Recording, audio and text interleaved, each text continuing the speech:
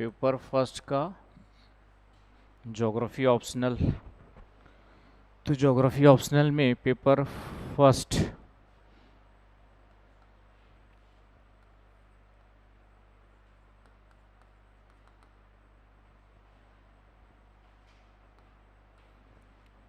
इसमें 4th number का topic है आपका, टॉपिक 4 है बायोजियोग्राफी, राइट।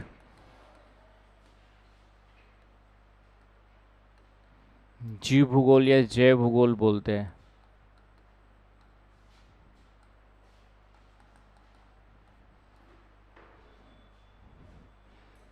तो बायो का मतलब किसमें हम लोग रखते हैं? बायो, बायो का मतलब क्या हुआ?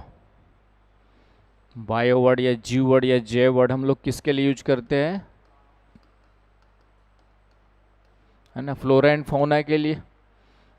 जितने भी लिविंग ऑर्गेनिजम्स है, जितने भी जीवित जीव जंतु और वनस्पति है, उसके लिए यूज करते हैं, है कि नहीं? जितने भी जीवित जीव और वनस्पति है उनके लिए यूज करते हैं, जीवित जीव और वनस्पति उसके लिए यूज करते हैं, कि नहीं?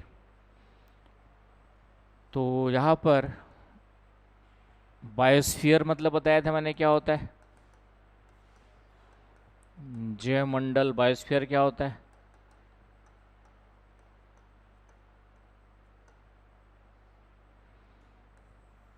बायोस्फीयर क्या होता है? जहाँ पे तीनों जीव जंतु वनस्पति मिलते हैं। तो जीव जंतु वनस्पति कहाँ मिलेंगे? जहाँ पे तीनों का क्या होगा? कॉमन क्षेत्र होगा, है ना। आपका स्थल मंडल, लिथोस्फीयर, एटमॉस्फियर, वायुमंडल, और ये आपका जलमंडल।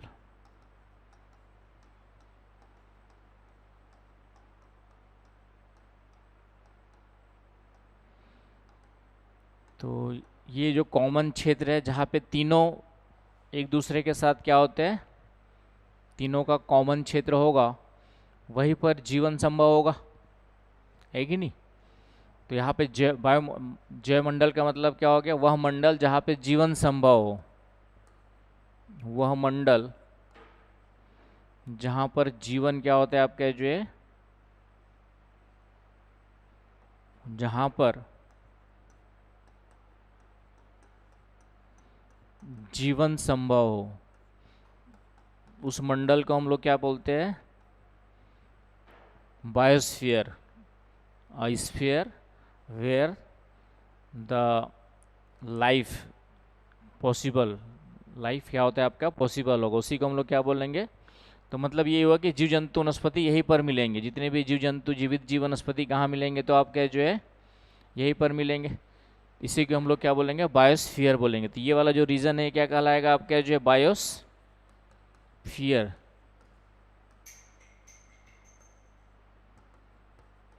जैव मंडल कहलाएगा। आ गई बात समझ में? तो यहाँ तक कोई डाउट, कोई समस्या नहीं होनी चाहिए। चले आगे।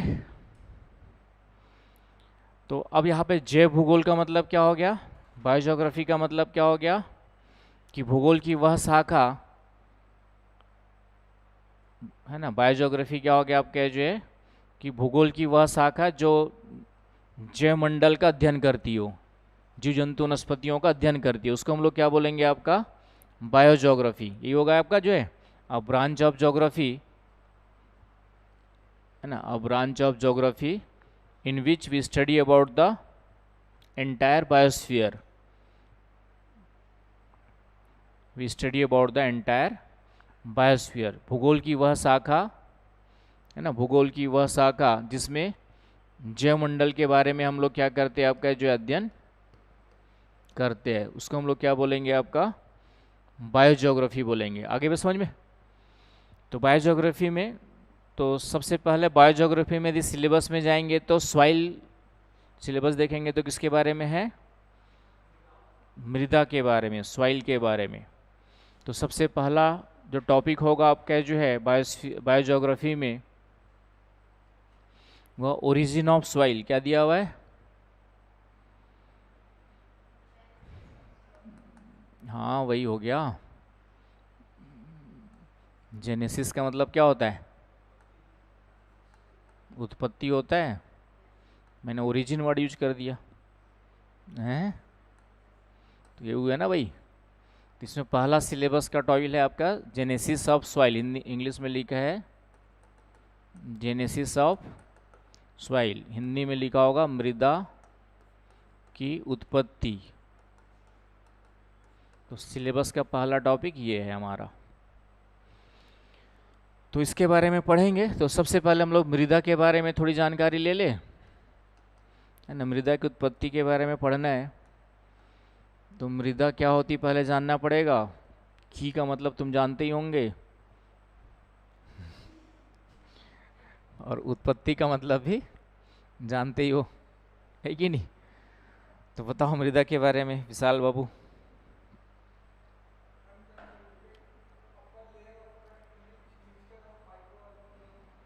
ठीक है, हाँ तो परिभाषा वही आएगी, मृदा की परिभाषा, है ना, डेफिनेशन ऑफ सॉइल। तो डेफिनेशन ऑफ सॉइल में सबसे पहला कि सॉइल जो है वह क्या होती है?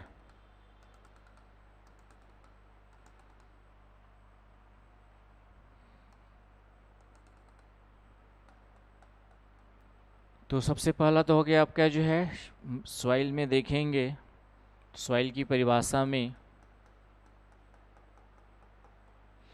तो ये पूरे पृथ्वी की बात करें तो पृथ्वी की सबसे ऊपरी परत, है ना, टॉप लेयर होगी आपकी जो है, सबसे ऊपरी क्या हो गई? Top layer. Top layer of earth बोल दो या, और इस टॉप लेयर में क्या क्या चीज़ें हैं आपके जो है, इसमें देखेंगे तो ये असंगठित परत है। सबसे पहली बात तो याद रखना है, ये किस प्रकार की परत है? असंगठित, अनकंसोलिडेटेड।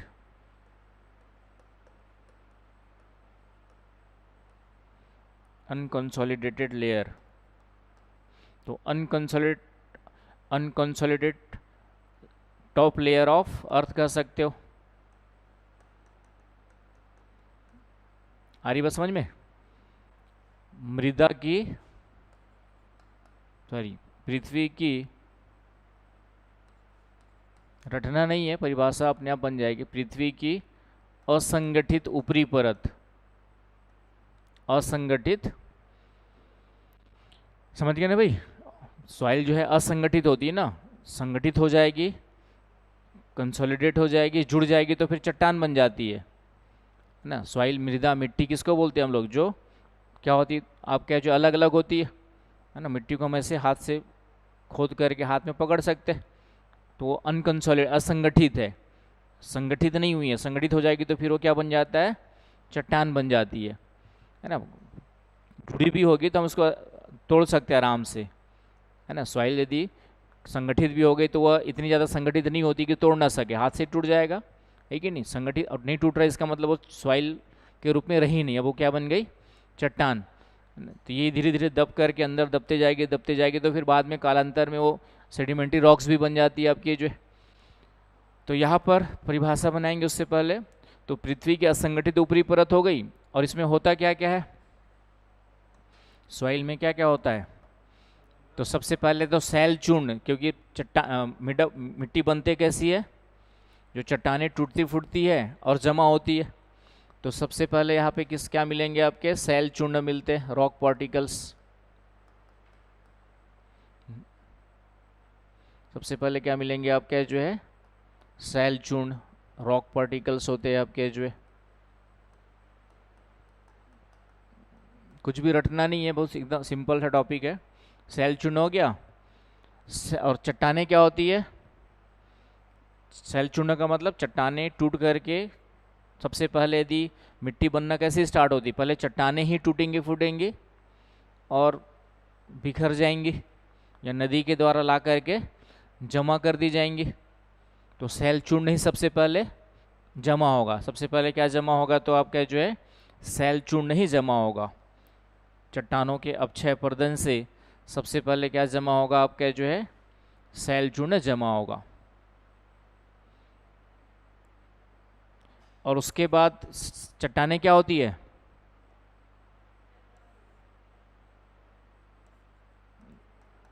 चट्टानें क्या होती है, रॉक्स क्या होती है, चट्टानें अपने आप में खनिजों का मिश्रण होती है कि नहीं भाई। तो डेफिनेटली सैल चूर्ण है तो कुछ खनिज भी मिलेंगे, यहाँ पे कई सारे खनिज तत्व मिलेंगे, खनिज तत्व वहाँ पे मिलेंगे, कई सारे खनिज तत्व। इन्हीं खनिजों को हम लोग पोषक तत्व के रूप में भी लेते हैं, न्यूट्रिएंट्स। इन्हीं खनिजों को हम किस रूप में ले लेंगे आपका जो है न्यूट्रिएंट्स के रूप में भी लेंगे। फिर इसमें पानी मिलेगा, वाटर होगा, एयर भी होगा आपका जो है, वाटर एयर होंगे कि नहीं होंगे सॉइल में, उसके अंदर पानी भी होगा, एयर भी होगा, वायु भी होती है। इसके अलावा फिर पेड़ पौधों की पत्तियाँ, जीव जंतु सब वहीं पे सड़ते गलते हैं, मरते हैं, जिसको हम लोग बोलते हैं आपका अपघटन, अपघटित जैव पदार्थ है ना, डिकम्पोज्ड। सॉइल में पेड़ पौधों की पत्तियाँ वगैरह भी क्या होती है, पत्तियाँ मरने के पश्चात, गिरने के पश्चात मृत जीव, और इनका जब कंपोजिशन, इसका जो है डिकम्पोजिशन हो जाता है, अपघटन हो जाता है, डिकम्पोज्ड हो जाते हैं, तो उसको हम लोग क्या बोलते हैं, डिकम्पोज्ड हो जाते हैं, डिकम्पोजिशन हो जाते हैं, उसको क्या बोलते हैं, ह्यूमस। इसको क्या बोलते हैं हम लोग जो है ह्यूमस कहते हैं। ह्यूमस क्या होता है समझ में आ रहा है प्रियांशु, ह्यूमस क्या होता है, जो जीव जंतु, जो मृत जीव जंतु है, पत्तियां हैं, ये क्या होती है, सूक्ष्म बैक्टीरिया वगैरह के द्वारा सड़ा गला दी जाती है। पेड़ पौधे की पत्तियां गिरती है, कुछ दिनों बाद पत्तियां क्या होती है, सड़ गल करके वही मिट्टी में मिल जाती है। हम लोग भी फाइनली मिलेंगे बाद में, ठीक है। तो जो मिल जाती है तो वो कैसे मिलती है, धीरे धीरे करके जो मिट्टी में बैक्टीरियास होते हैं, है ना, मिट्टी में जो बैक्टीरिया होते हैं वो क्या करते हैं, धीरे धीरे उसको जो है पेड़ पौधों की पत्तियों को, कुछ जीव जंतु भी मर गए, उसको भी क्या करती है, वो सड़ा गला देती है। तो अपघटन का मतलब क्या होता है, सिंपल शब्दों में अपघटन का मतलब क्या होता है, सिंपल शब्दों में अपघटन का मतलब हो गया सड़ना एंड गलना। वैसे एक रासायनिक प्रक्रिया है, अपघटन की एक रासायनिक प्रक्रिया है जिसमें जटिल यौगिक सरल यौगिक में क्या होते हैं, कन्वर्ट होते हैं। आ रही बात समझ में। तो इससे क्या बनता है आपका, सड़ने गलने से जो बनता है वो क्या कहलाता है, ह्यूमस कहलाता है। तो इस मिट्टी में ह्यूमस भी होता है, आगे बस समझ में। और कुछ सूक्ष्म जीव भी होते हैं इस मिट्टी में, क्या होते हैं आपके जो है सूक्ष्म जीव, माइक्रो ऑर्गेनिजम्स भी होते हैं, सूक्ष्म जीव भी होते हैं, कुछ बड़े भी होते हैं, माइक्रो ऑर्गेनिजम्स, इससे सूक्ष्म जीव माइक्रो ऑर्गेनिजम्स भी होते हैं, माइक्रो ऑर्गेनिजम्स भी होते हैं। और जो सूक्ष्म जीव पाए जाते हैं मृदा में उसको इडेफेंस कहा जाता है, ये वर्ड याद रखिएगा, कहीं पे काम आएगा, इडेफेन, इडेफेन, इडेफेन बोल देते हैं।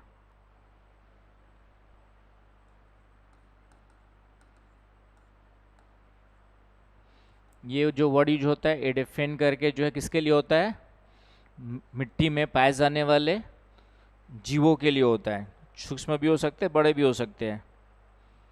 इडेफेन जो वर्ड यूज होता है किसके लिए होता है आपके जो है मिट्टी में पाए जाने वाले जीवों के लिए होता है इडेफेन वर्ड। आगे बात समझ में। तो अब परिभाषा बनेगी आपकी, कैसे बनेगी परिभाषा, इस सबको मिला देना है, सबको आपका क्या कर देना है। तो पृथ्वी की असंगठित ऊपरी परत जिसमें ये सब पाए जाते हैं, इन सब का क्या होता है, मिश्रण होता है, मिक्सचर होता है, उसे हम लोग क्या बोलेंगे, सॉइल बोलेंगे। समझ में आ गया, परिभाषा बन गई, मिक्सचर ऑफ mixture of या composition of all those things known as soil. An unconsolidated top layer of earth having the mixture of all these elements known as the soil. बन गई परिभाषा, कुछ भी रटना नहीं है, थोड़ा बहुत एक दो आगे पीछे होगा तो भी गलत नहीं होगा, ठीक है ना भाई। ज्योग्राफी में यही खास बात है कि इसमें 100% गलत होने की संभावना नहीं है, कुछ भी थोड़ा बहुत लिख लेते हो तो काम चल जाएगा। आगे बस समझ में।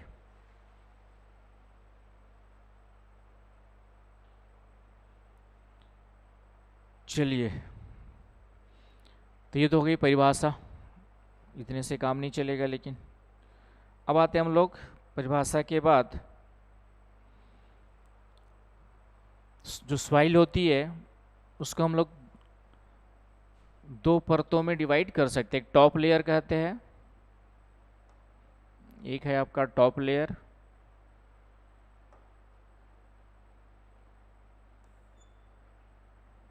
जो ऊपर वाली जो लेयर है सॉइल की वो क्या कहलाती है,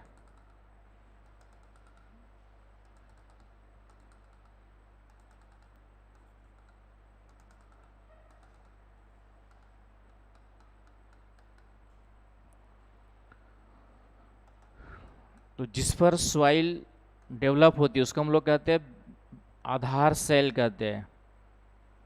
जिस पर सॉइल डेवलप होती है उसको हम लोग क्या कहते हैं, आधार सेल।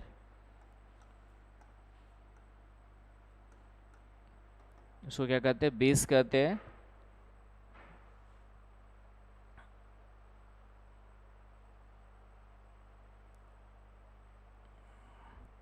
आधार सेल समझ गए।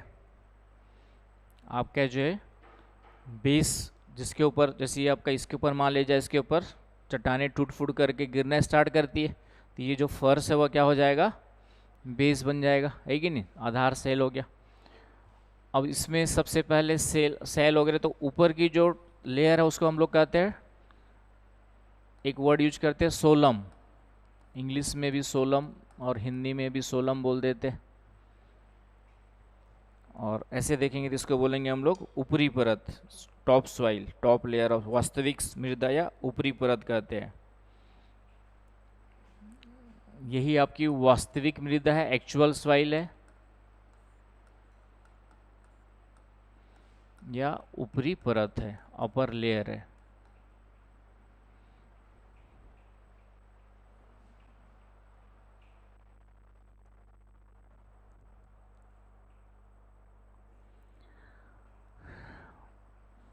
तो कहने का मतलब ये है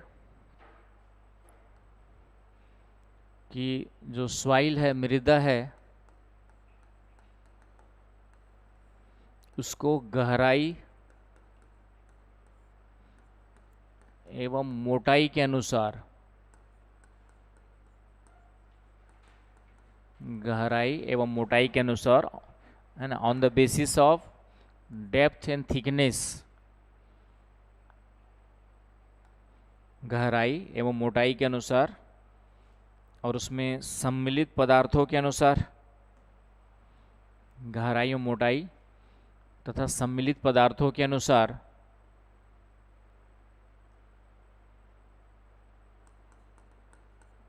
एवं उसमें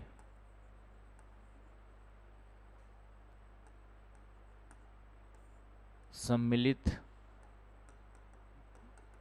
पदार्थों के अनुसार दो परतों में डिवाइड किया जाता है, दो परतों में विभाजित किया जाता है। इंग्लिश में लिख लीजिएगा, on the basis of its depth and thickness, soils depth and thickness and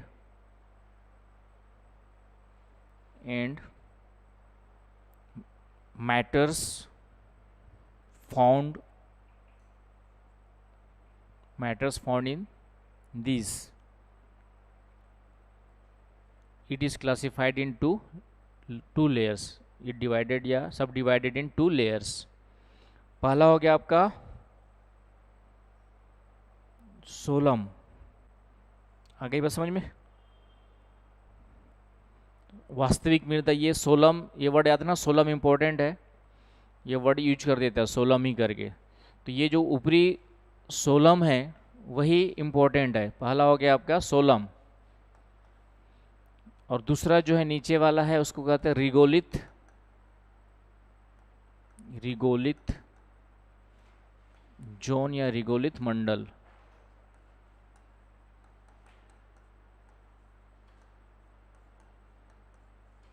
regolith मंडल या निचली परत कहते हैं, lower layer of soil, top layer of soil and lower layer of soil.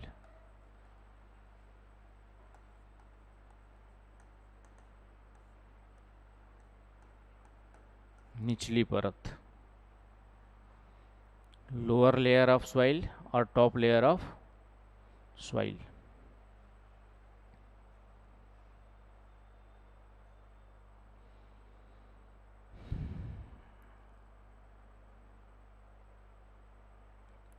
दोनों में क्या डिफरेंस है? इसको हमने एक्चुअल सॉइल कहा हुआ है। तो एक्चुअल सॉइल का मतलब जितने भी हमारे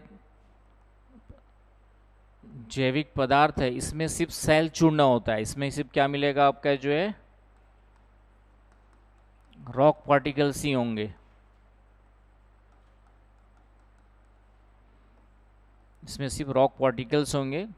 रॉक है तो कुछ खनिज तत्व भी होंगे, कुछ खनिज मिनरल्स तो होंगे ही होंगे, रॉक्स है तो आपके जो है। तो लेकिन जो वास्तव में जितनी चीज़ें हमने बताई, ये वाली बताई है, ये सब किस में मिलेंगे? टॉप सॉइल में मिलेंगे। ये सब किस में मिलेंगे आपका जो है, ये ऊपर की जितनी भी चीज़ें हैं सब कहाँ मिलेंगी? आपका ऊपर के टॉप सॉइल में ही मिलते, मतलब यहीं पर आपके जो है ये सब मिलेंगे। सूक्ष्म सेल चूर्ण, जीव जंतु, खनिज, पोषक तत्व सब कहाँ पर होंगे? इसी अपर लेयर में ही होंगे। तो इसीलिए इसको एक्चुअल सॉइल, वास्तविक मृदा कहा गया। इसको क्या कहा गया आपका जो है? एक्चुअल। तो जो पेड़ पौधे डेवलप होते हैं, पेड़ पौधे जो न्यूट्रिएंट्स लेते हैं कहाँ से लेंगे? आपका है ना, जो पेड़ पौधे हैं ये सब न्यूट्रिएंट्स कहीं से लेते हैं? तो यहीं से लेंगे, टॉप सॉइल से। आ रही बात समझ में? तो ये टॉप सॉइल ही मेन सॉइल हो गई। तो टॉप सॉइल में ही क्या होते हैं? समस्त पोषक पदार्थ। इसलिए पौधे और वनस्पति के विकास का संबंध किससे होता है? आपका जो है इसी से होता है। तो इसमें टॉप सॉइल में ही, इसमें ही समस्त पोषक पदार्थ होते हैं।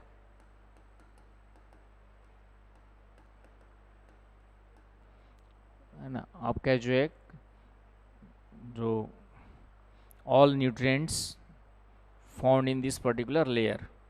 तो पौधों और वनस्पतियों का विकास कहाँ से होता है? तो इसी परत से होता है। समझ गए? पौधों और वनस्पतियों के विकास के लिए, जो पौधों और वनस्पतियों का विकास का संबंध किससे होता है? तो इसी परत से होता है। नीचे वाली परत में सिर्फ क्या होते हैं? यहाँ पे सिर्फ सेल चूर्ण होते हैं। यहाँ पे सिर्फ क्या होते हैं आपका जो है ना, रिगोलिथ। रिगोलिथ जो वर्ड है, रिगोलिथ चट्टान के लिए यूज किया था। रिगोलिथ, ये रिगोलिथ जो वर्ड है वह किसके लिए यूज करते हैं हम लोग जो है? चट्टानों के लिए। समझ में आया? तो इस तरीके से जो निचली परत है, रिगोलिथ परत है, सब सॉइल है, मंडल है, इसको, इसमें सिर्फ सेल चूर्ण पाए जाते हैं। पोषक तत्व इसमें क्या होते हैं? नहीं पाए जाते हैं, बहुत कम पाए जाते हैं। पोषक तत्व का इसमें क्या होता है? अभाव होता है। Absence of nutrients. पोषक तत्व का इसमें क्या मिलेगा? आपका अभाव। पोषक तत्व के इसमें क्या मिलेगा? आपका जो है, इसलिए यहाँ पे जीव जंतु वनस्पति क्या मिलेंगे? कम मिलेंगे। तो सॉइल के बारे में समझ में आ गया अच्छे से कि सॉइल क्या होती है। और उस किसी भी सॉइल में हम उसको दो मुख्य लेयर्स में डिवाइड कर सकते हैं। टॉप लेयर जिसको हम एक्चुअल लेयर या सोलम कहते हैं, all the nutrients, all the humus, water, air तो नीचे भी मिल जाएगी, लेकिन वाटर वगैरह है ना, वाटर भी नीचे मिल सकता है, लेकिन मेन जो न्यूट्रिएंट्स है जैसे ह्यूमस है, ठीक है, मेन मिनरल न्यूट्रिएंट्स है, ये सब कहाँ मिलेंगे आपके, ऊपर में ही मिलते हैं। कॉमन सेंस है कि नहीं, लगा सकते हो इतना तो। और वहीं से फिर डेवलप होता है आपका प्लांट्स एंड वेजिटेशंस, वहीं से आपका उस पर डिपेंड करेगा। यदि उस पर अच्छे खासे न्यूट्रिएंट्स है तो डेवलपमेंट अच्छा होगा, नहीं तो नहीं हो पाएगा। तो ये सॉइल के बारे में बेसिक जानकारी हो गई कि सॉइल होती क्या है, एक परिभाषा आपकी क्लियर हो गई होगी। और फिर आपके जो है सॉइल को हम लोग 2 लेयर्स में डिवाइड करते हैं, वो आपको थोड़ा सा ध्यान में रखना है। तो कहीं पे भी ज़रूरत होगा स्टार्टिंग यहाँ से कर सकते हो। इसी में फिर से आते हैं हम लोग मृदा का संगठन, कंपोजिशन ऑफ सॉइल, कि सॉइल में सब कंपोजिशन का मतलब क्या क्या चीज़ें मुख्य रूप से पाई जाती है। कंपोजिशन ऑफ सॉइल,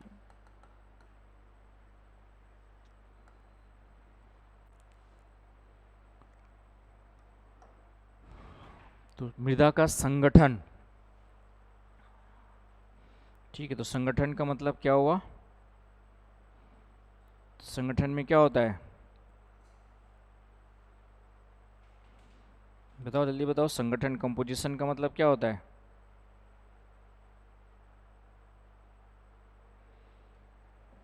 सोचो, खुद भी दिमाग लगाओ, मैं तो पढ़ाई दूंगा। किसन पानी की बोतल भेज देना यार। किस चीज़ से मिलके बना, सीधी सी बात ना। कंपोजिशन का मतलब कि उसके अंतर्गत क्या क्या चीज़ें, तो वैसे तो सभी चीज़ें पाई जाती है, बताया मैंने, ये सब चीज़ें इसका कंपोजिशन हो गया, है ना। ये सब चीज़ें उसका क्या हो गया, कंपोजिशन, की सॉइल में ये सब चीज़ें मिलती है। उसी को थोड़ा सा साइंटिफिकली अलग अलग किया गया है। तो सबसे ज़्यादा जो सॉइल में मिलते हैं वो क्या मिलते हैं, खनिज पदार्थ मिलते हैं, मिनरल्स। सबसे ज़्यादा सॉइल में क्या मिलते हैं, तो आपके जो है खनिज पदार्थ मिलते हैं।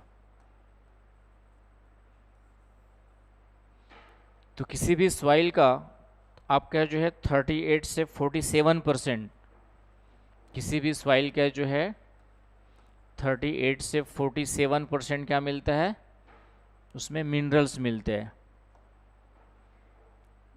स्वाभाविक है, क्योंकि सबसे पहले सॉइल बनना स्टार्ट किससे होती है, चट्टानों के टूटने फूटने से, है ना। चट्टानों के अपक्षय अपरदन से, या विघटन और वियोजन से। 2 वर्ड और आएंगे, 2 वर्ड है विघटन, डिसइंटीग्रेशन,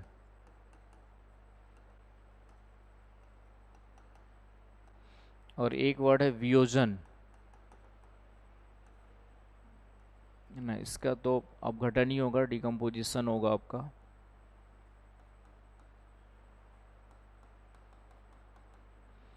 तो विघटन का मतलब होता है ये भौतिक फिजिकल, है ना। जैसे ताप और दाब के प्रभाव से कोई चीज़ टूट फूट रही है तो वह विघटन कहलाएगी, फिजिकल प्रॉपर्टी, भौतिक रासायनिक भौतिक क्रिया हो गई। ये कौन सी हो गई आपकी, जो है फिजिकल प्रोसेस हो गई, समझ गए ना भाई।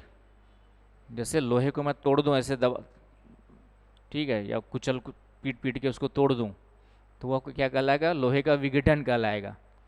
और वियोजन जो है रासायनिक क्रिया होती है, ये क्या होती है आपकी, केमिकल प्रोसेस होती है।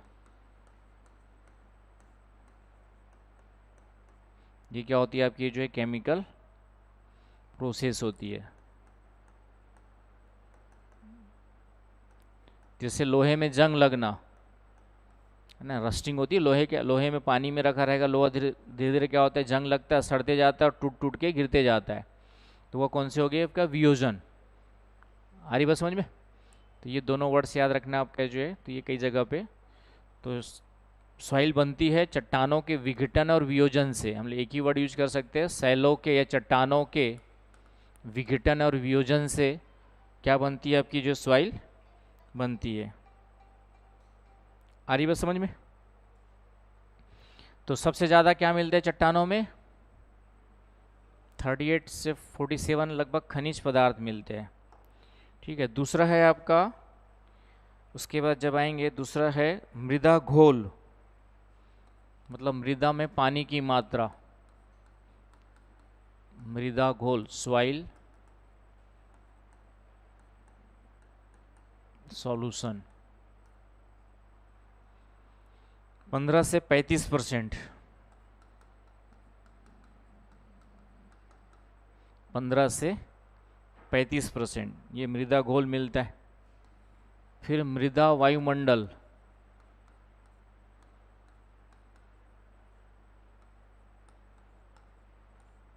सॉइल एटमॉस्फेयर, ये भी आपका 15 से 35%, दोनों इक्वल लगभग है, 50-50 होते हैं। और कोई नहीं के हीरो लोग सुन ही नहीं है अभी तक।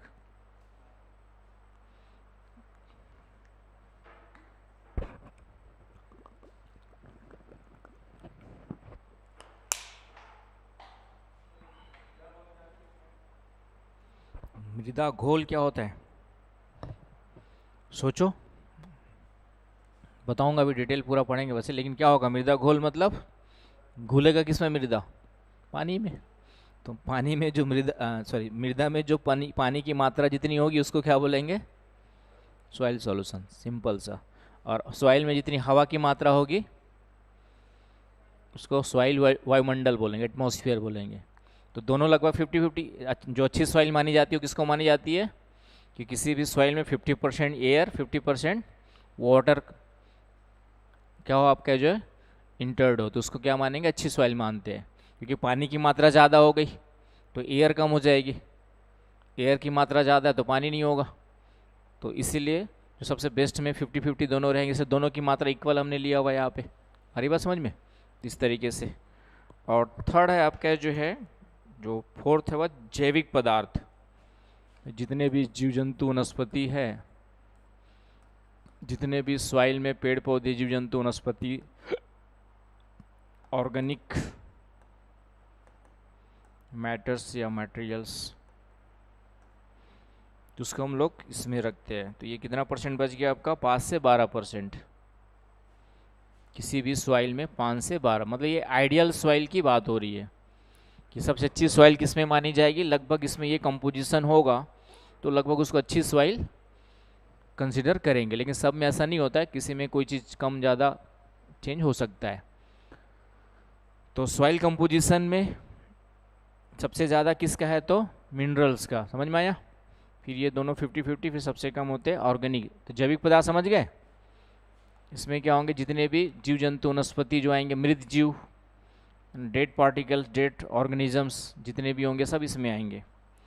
तो इसको थोड़ा थोड़ा और देखेंगे। तो खनिज में सबसे ज़्यादा क्या क्या होता है इसको देखते हैं। मिनरल्स में, तो मिनरल्स में सबसे ज़्यादा होता है फेल्सफार, फेल्सफार,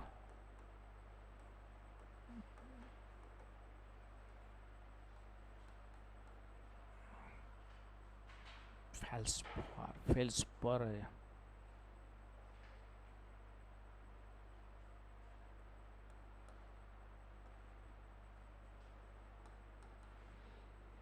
तो सबसे ज़्यादा सॉइल में जो होता है वह क्या होता है आपका, सेकंड नंबर पे एक तत्व है ओलिविन, बस। दूसरे नंबर पे है आपका जो है, आपका जो है पायरोक्सिन,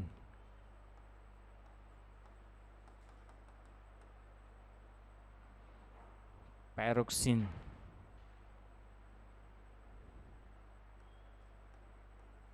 थर्ड नंबर पर है पोटास। फोर्थ नंबर पर है आपका जो है एम्फीबोलाइट,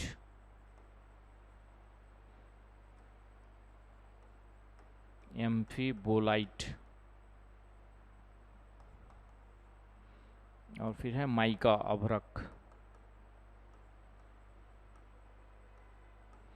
तो खनिज पदार्थों में इन तत्वों की मात्रा ये क्रमशः घटते क्रम में, डिक्रीजिंग या डिसेंडिंग ऑर्डर में।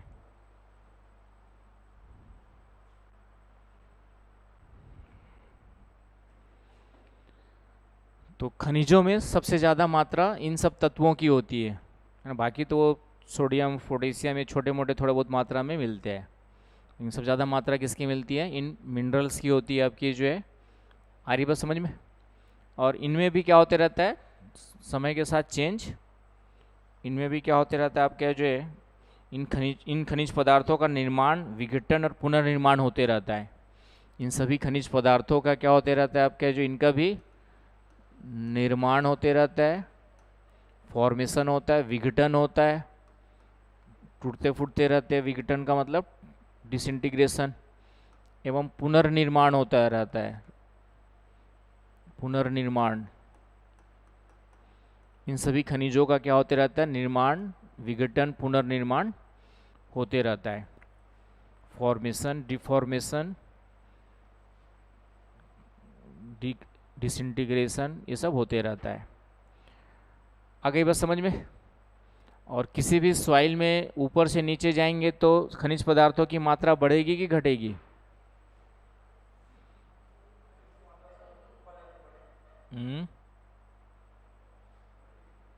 खनिज पदार्थों की मात्रा नीचे जाएंगे तो बढ़ेगी घटेगी?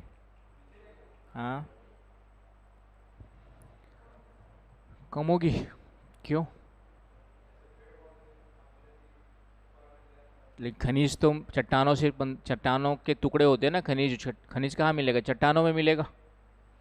और चट्टान सबसे पहले टूटती फूटती सबसे नीचे कहाँ मिलेंगे?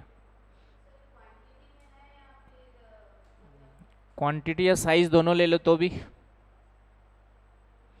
खनिज पदार्थों का आकार क्या होगा? चलो साइज की बात करें तो साइज तो नीचे जाएंगे तो बढ़ेगा कि घटेगा?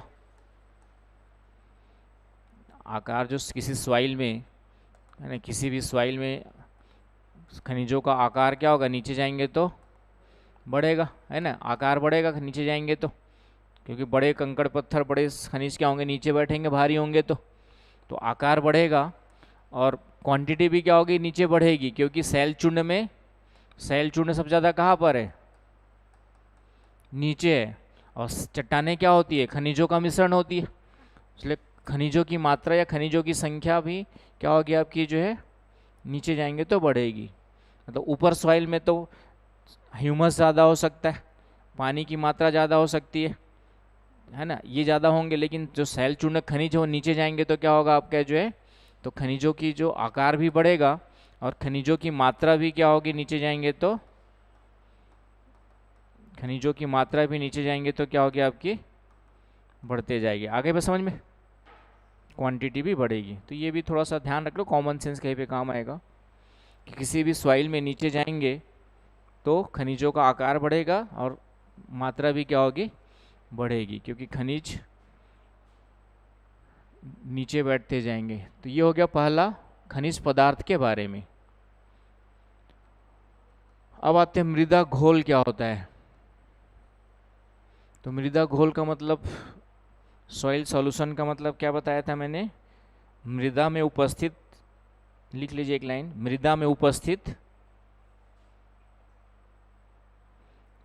उपस्थित जल द्वारा, मृदा में उपस्थित जल द्वारा पोषक तत्वों का घोल, पोषक तत्वों का घोल मृदा घोल, पोषक तत्वों का घोल मृदा घोल कहलाता है ना। Dissolved nutrients in water presence in soil. Clear है? ये हुआ आपका इंग्लिश मीडियम वाले, क्लियर है ना? कि मृदा घोल का मतलब क्या हो गया कि सॉइल में जो वाटर होता है उसमें कितने न्यूट्रिएंट्स, कितनी मात्रा में न्यूट्रिएंट्स डिजॉल्व्ड है। तो dissolved nutrients found in water of soil, presence in soil. Clear है? तो उसका हम लोग क्या बोलते हैं? मृदा घोल कहते हैं। आगे बस समझ में। अब मृदा में जल की उपस्थिति के आधार पर 3 स्थितियों का निर्धारण किया गया है ना। मृदा घोल को अलग से दिख लीजिए, जितना अलग अलग होगा उतना ही आपका कॉन्सेप्ट, जितना साफ साफ लिखा होगा वही घर जाके पढ़ने में अच्छा लगेगा। जितना हौच-पौच लिखोगे तो खुद का पढ़ने का मन नहीं करेगा, है ना। शुरू में क्या होता है, पेज बचाने के चक्कर में हम लोग, जैसे मैं कई बार ऐसा किया था कि पेज बचाने के चक्कर में बहुत, अब उस स्टूडेंट लाइफ है, किसी के पास ठीक ठाक पैसे होते, किसी के पास कम पैसे होते, तो हम कम वालों में थे, तो कम कॉपी लगे करके क्या करते थे, पास पर इतना बचा के लिखना चाहे लिखते थे, और बाद में पता चला घर जाके खुद ही को पढ़ने में मशक्क़त करना पड़ रहा है। तो ये कभी कभी नुकसानदायक चीज़ हो जाती है, इसलिए थोड़ा सा पेज ज़्यादा लग जाए चलेगा, साफ साफ लिखा करो। तो मृदा घोल को जो है, मृदा में जल की उपस्थिति के आधार पर,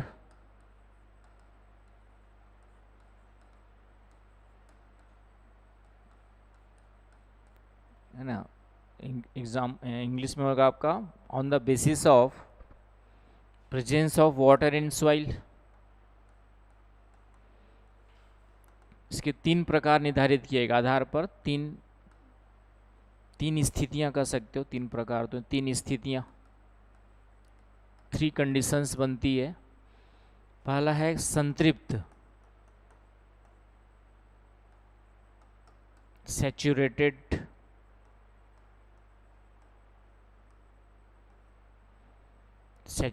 सॉइल, संतृप्त मृदा या संतृप्त अवस्था।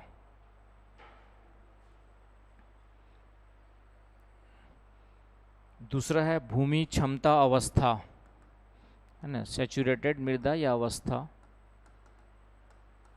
Saturated stage. दूसरा है भूमि क्षमता अवस्था।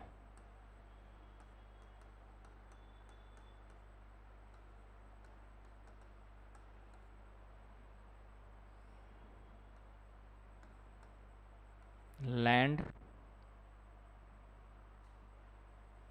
भूमि की जगह पे फील्ड कर देना, field capacity stage,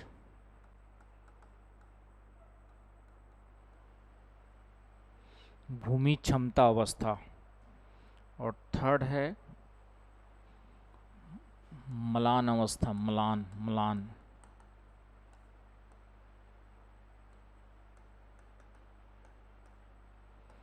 English word है विल्टिंग स्टेज।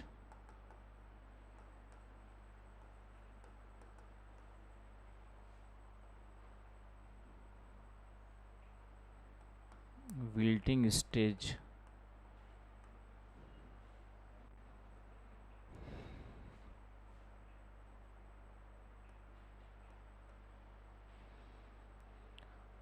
आगे बस समझ में, तो 3 अवस्थाएं निर्धारित की गई है। सैचुरेटेड का मतलब क्या होता है, सैचुरेटेड हो गया बोलते हैं ना, संतृप्त हो गया। एक खाना खाते हो तो तृप्त हो गया बोलते हो, तृप्त का मतलब क्या हुआ,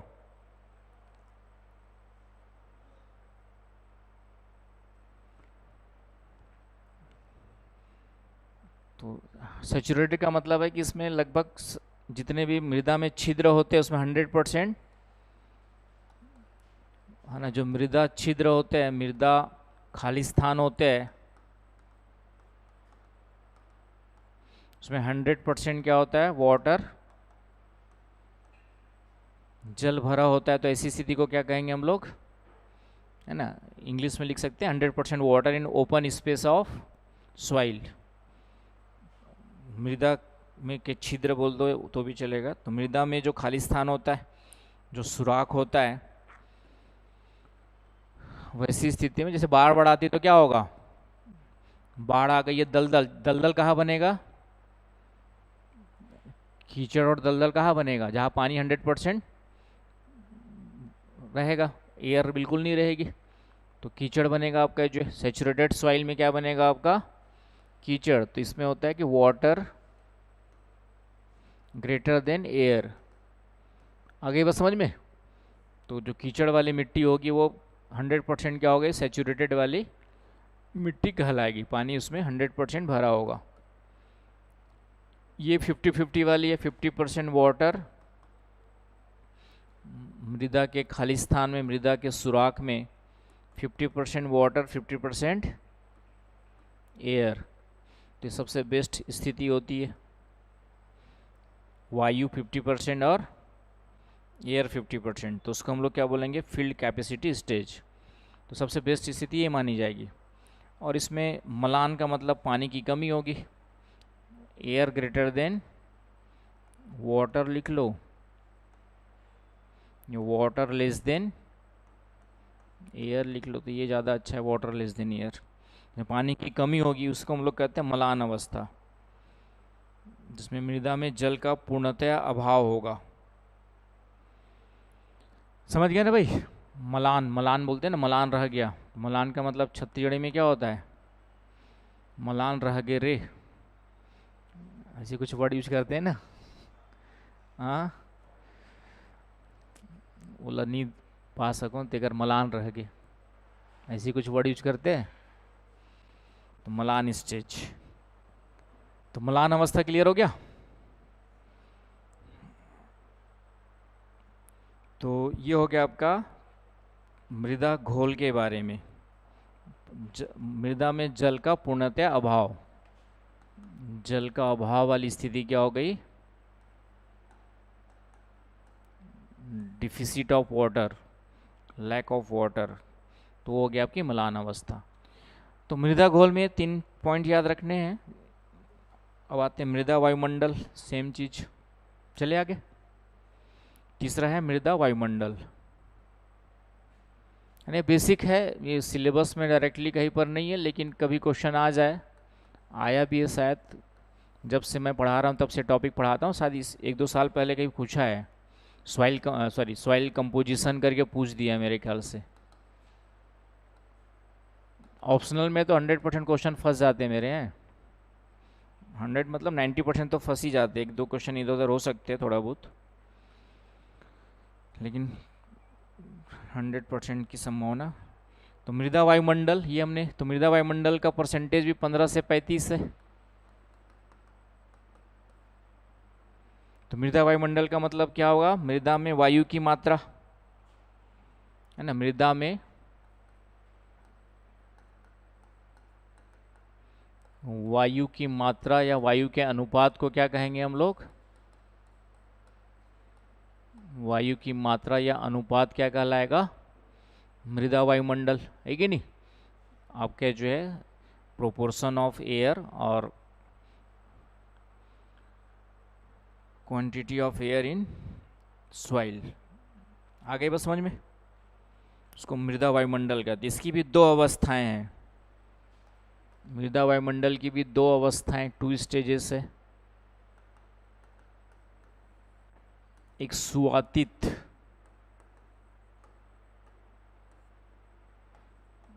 aerated, aerated, aerobic, well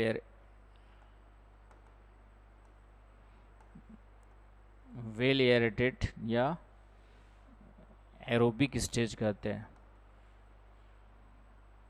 aerobic.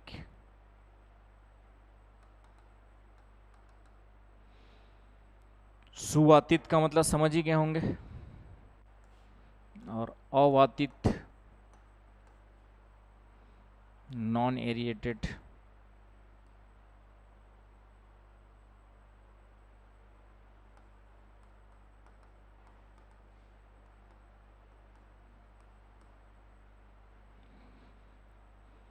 तो सुवातित में जनरली हम लेके चलते कार्बन डाइऑक्साइड और ऑक्सीजन का जो अनुपात है वह 1 रहता है। दोनों का रेशियो कितना रहेगा आपका, जो है दोनों का अनुपात बराबर रहता है, 50-50। दोनों की मात्रा क्या होती है, कार्बन डाइऑक्साइड और ऑक्सीजन की मात्रा बराबर होती है, तो उसका रेशियो क्या हो गया, 1।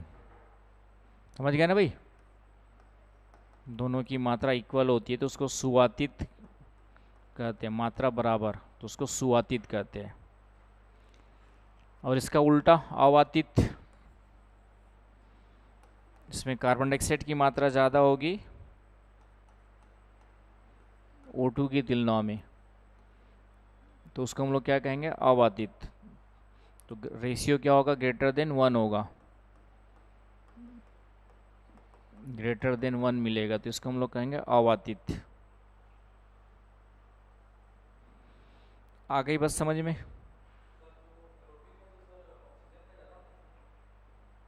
कौन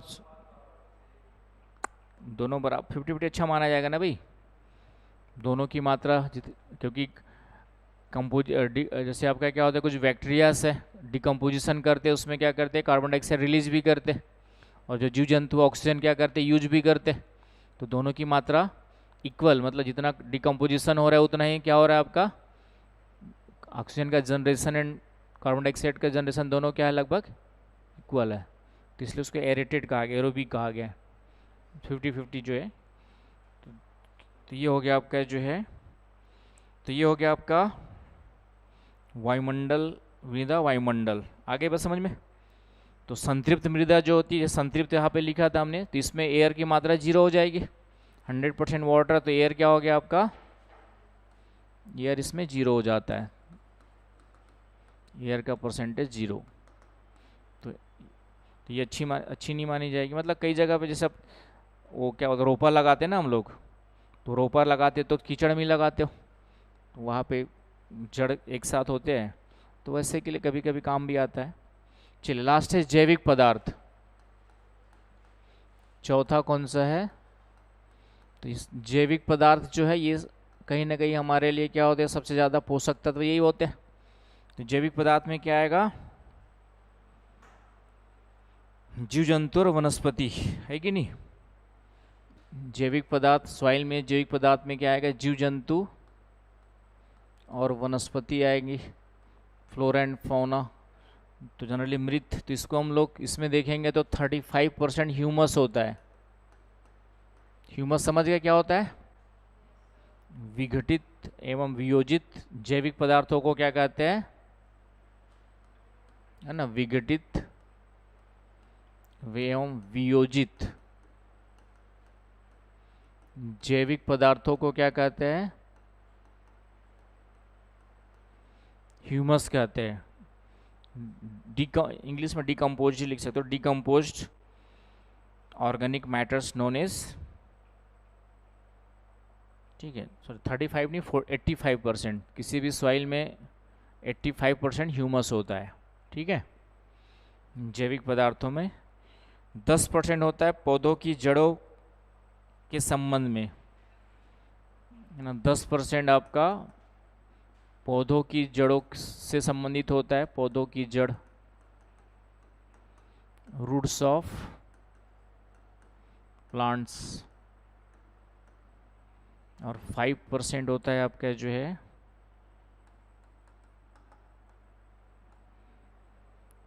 ये होता है मृदा में पाए जाने वाले जीव, 5% होता है मृदा में पाए जाने वाले, आ जाओ मृदा में पाए जाने वाले जीव, ऑर्गेनिजम्स फाउंड इन सॉइल, जिसको इडेफेंस कहते हैं हम लोग जो है, जिसमें बड़े छोटे सब होते हैं जीव जो होते हैं आपके, है ना, सूक्ष्म जीव ज़्यादा होते हैं, बड़े मध्यम आकार के भी होते हैं, कीड़े मकोड़े होते कि नहीं होते हैं, और बड़े आकार के भी होते हैं, चूहा होगा भी होता है सॉइल के अंदर। तो ये हो गया आपका जो है सॉइल का कंपोजिशन। रूट्स ऑफ प्लांट्स ये 10%, मतलब जो सॉइल के अंदर प्लांट्स में भी जो प्लांट्स के रूट्स थे उसमें भी मिट्टी विट्टी चिपकी होती है, उसमें भी कुछ जीव जंतु कुछ होते हैं, होती कि नहीं होती है। तो सॉइल में जो पेड़ पौधे उगे रहते हैं उन सॉइल की पेड़ पौधों की जड़ों में भी क्या होते हैं, कुछ कहीं ना कहीं आपका कुछ हाँ वो सब बैक्टीरियास होते हैं, कुछ माइक्रो ऑर्गेनिजम्स होते हैं कुछ आपके जो है, तो वो भी आगे जैविक पदार्थ में आ जाएंगे, ठीक है। तो वो चीज़ आ गई, और बाकी कुछ जीव पाए जाते, इसे ही हम लोग ईडेफेंस कहा है मैंने, ईडेफेंस आपका कहा हुआ है हाँ जिंदे उंदे सब आ जाएंगे सॉइल के अंदर जो जिंदे चूहे और मरे चूहे सब आ जाएंगे, जितने भी पदार्थ है सब आ जाएंगे। तो ये हो गया आपका सॉइल कंपोजिशन, क्लियर है। ये क्या हो गया आपका सॉइल। तो ये तो बेसिक जानकारी थी सॉइल कंपोजिशन के बारे में, सॉइल के बारे में। कल सबसे पहले हम लोग पढ़ेंगे कुछ सॉइल से रिलेटेड जो है कुछ टर्मिनोलॉजी पढ़ेंगे, है ना। लीचिंग क्या होता है, आपका लेटराइजेशन क्या होता है, पोर्जोलाइजेशन क्या होता है, ये वर्ड्स भी आते रहेंगे बीच बीच में। तो कुछ टर्मिनोलॉजी पढ़ेंगे, फिर उसके बाद सीधा सॉइल जेनेसिस में आ जाएंगे, ठीक है। तो छोटे छोटे टॉपिक्स है, बहुत ही इजी टॉपिक्स है ना। एक आध टॉपिक है वैसे खुरापाती, लेकिन मेरे ख्याल से एक ही टॉपिक, एक या दो एक टॉपिक मिलेगा जो खुरापाती है। वो जीव जंतु वनस्पतियों का वितरण से संबंधित जो टॉपिक है वो थोड़ा सा, बाकी सब स्ट्रेट फॉरवर्ड एक एक 100 200 वर्ड के टॉपिक्स है। तो आईएएस बनना है तो एक आध खुरापाती टॉपिक को भी झेलना पड़ेगा सरल के साथ साथ। Clear point. तो बायोजियोग्राफी में कल आगे पढ़ेंगे हम लोग, सॉइल क्लासिफिकेशंस वगैरह भी है। तो थोड़ा सा, तो ये एक टॉपिक आपका बायोजियोग्राफी वाला। तो बाकी आज की शुरुआत के लिए इतना काफ़ी है, कल से फिर और पढ़ेंगे आगे, धीरे धीरे करके गड्डी बढ़ती जाएगी। समझ गए, धीरे धीरे करके स्पीड बढ़ाएंगे तो अच्छा रहेगा ना भाई।